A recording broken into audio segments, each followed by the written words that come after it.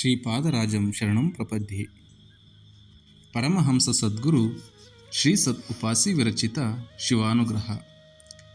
ಪಾರಾಯಣ ಭವಪಾರು ಮಾಡುವ ಪ್ರಯಾಣ. ಶ್ರೀಪಾದವಲ್ಲಭರ ಜಯಂತಿಗೆ ಅಪ್ಪಾಜಿಯವರು ಗುರುಚರಿತ್ರೆಯ ಸಪ್ತಾಹ ಪಾರಾಯಣವನ್ನು ಹಮ್ಮಿಕೊಂಡಿದ್ದರು. ಆಸಕ್ತಿಯುಳ್ಳವರು ತಮ್ಮ ಹೆಸರನ್ನು ನೋಂದಾಯಿಸುತ್ತಿದ್ದರು.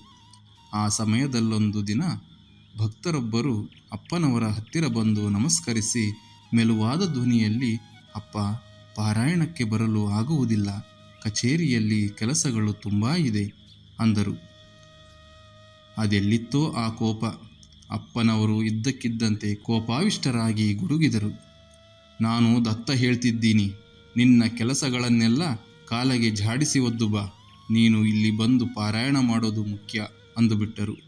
ಆ ಭಕ್ತನು ಸದ್ಗುರುವಿನ ಆಜ್ಞೆಗೆ ಶಿರಬಾಗಿ ಪಾರಾಯಣದಲ್ಲಿ ಭಾಗವಹಿಸಿದನು.